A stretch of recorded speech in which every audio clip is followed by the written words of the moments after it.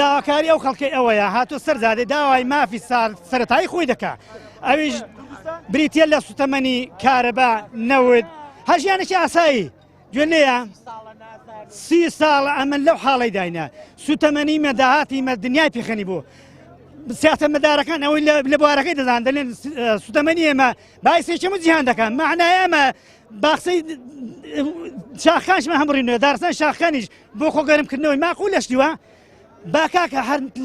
لاخرێک ژیانی سەرتاییمان هەبێ بۆ خەڵکی فەقیری شێ شۆڕشی کرد و لادێ کرد و لادی ماوە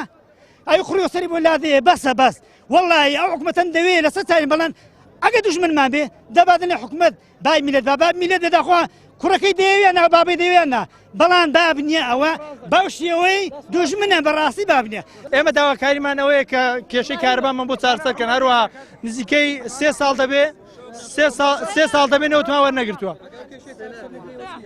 ئەگەڵ کێشەیە چارەسەر نەکرێ ئێمە بەردەوام دەبین لە خۆ پیشاندانەکان تا کێشەکانمان چارەسەر دەکەن